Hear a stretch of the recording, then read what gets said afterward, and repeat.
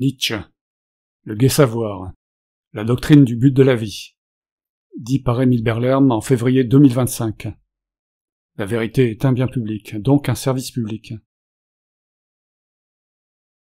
1. La doctrine du but de la vie. J'ai beau regarder les hommes, soit avec un regard bienveillant, soit avec le mauvais œil. Je les trouve toujours occupés, tous et chacun en particulier, à une même tâche, à faire ce qui est utile à la conservation de l'espèce.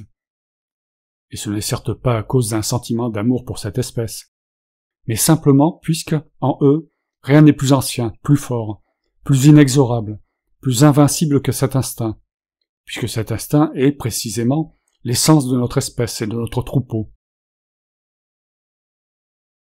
Quoique l'on arrive assez rapidement, avec la vue basse dont on est coutumier, à séparer nettement, selon l'usage, à une distance de 5 pas, ces prochains en hommes utiles et nuisibles, bons et méchants, lorsque l'on fait un décompte général, en réfléchissant plus longuement sur l'ensemble, on finit par se méfier de cette épuration et de cette distinction, et l'on y renonce complètement.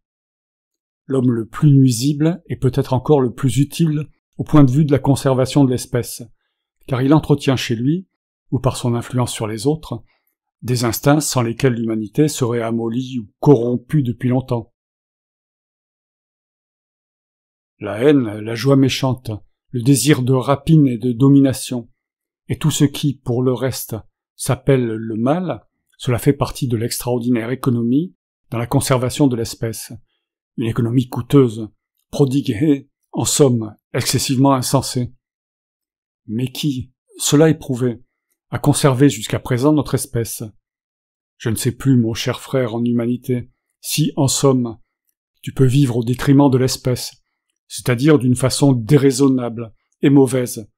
Ce qui aurait pu nuire à l'espèce s'est peut-être éteint déjà depuis des milliers d'années, et fait maintenant partie de ces choses qui, même auprès de Dieu, ne sont plus possibles. Suis tes meilleurs ou tes plus mauvais penchants, et, avant tout, va à ta perte. Dans les deux cas, tu seras probablement encore, d'une façon ou d'une autre, le bienfaiteur qui encourage l'humanité, et, à cause de cela, tu pourras avoir tes louangeurs, et de même tes railleurs. Mais tu ne trouveras jamais celui qui saurait te railler, toi l'individu, entièrement, même dans ce que tu as de meilleur, celui qui saurait te faire apercevoir, suffisamment pour répondre à la vérité, ton incommensurable pauvreté de mouches et de grenouilles. Pour rire sur soi-même, comme il conviendrait de rire, comme si la vérité partait du cœur.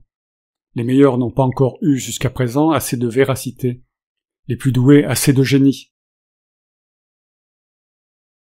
Peut-être y a-t-il encore un avenir pour le rire, ce sera lorsque la maxime, l'espèce est tout, l'individu n'est rien, se sera incorporé à l'humanité, et que chacun pourra, à chaque moment, pénétrer dans le domaine de cette délivrance dernière, de cette ultime irresponsabilité.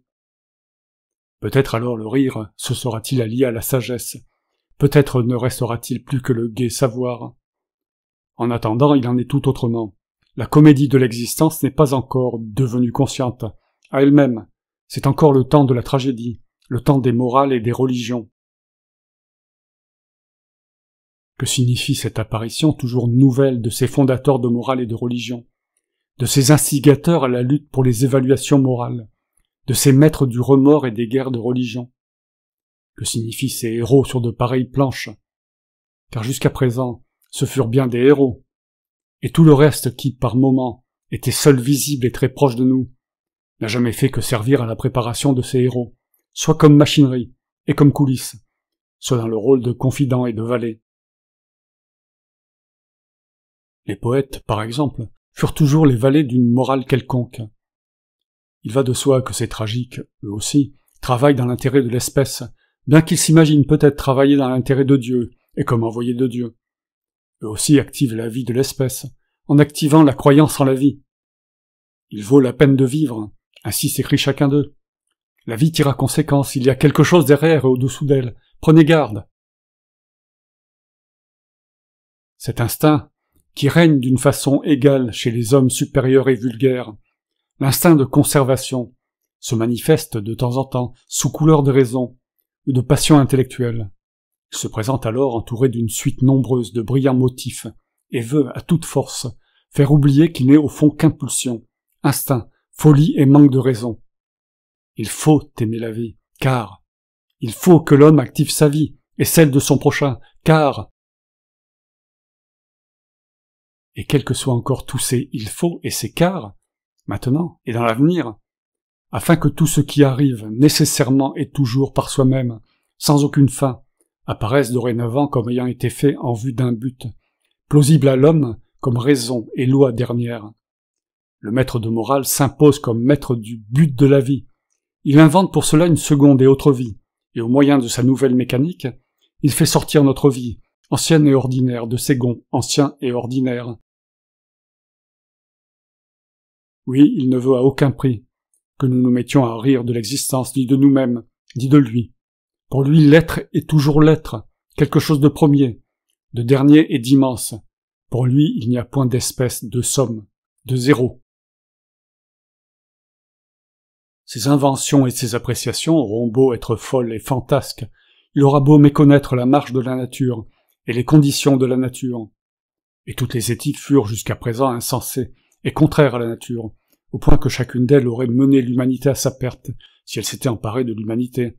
Quoi qu'il en soit, chaque fois que le héros montait sur les planches quelque chose de nouveau était atteint, l'opposé épouvantable du rire, cette profonde émotion de plusieurs à la pensée.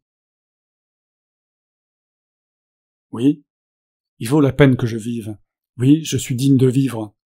La vie et moi et toi, et nous tous, tant que nous sommes, nous devînmes de nouveau intéressants pour nous. Il ne faut pas nier qu'à la longue le rire, la raison et la nature ont fini par se rendre maîtres de chacun de ces grands maîtres en téléologie. La courte tragédie a toujours fini par revenir à l'éternelle comédie de l'existence. Et la mer, au sourire innombrable, pour parler avec Échille, finira par couvrir de ses flots la plus grande de ses tragédies. Et malgré tout ce rire correcteur, somme toute, la nature humaine a été transformée par l'apparition toujours nouvelle de ces proclamateurs du but de la vie.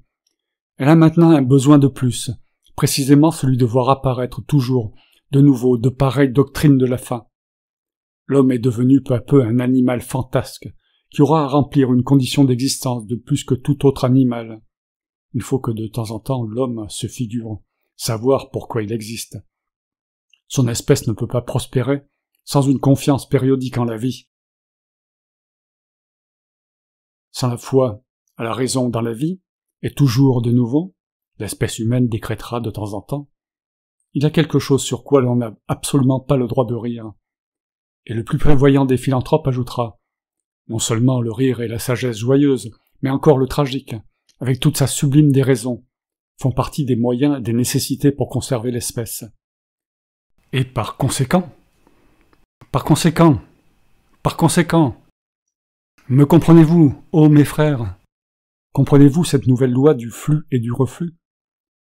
Nous aussi nous aurons notre heure. Fin, dit par Émile Berlerme.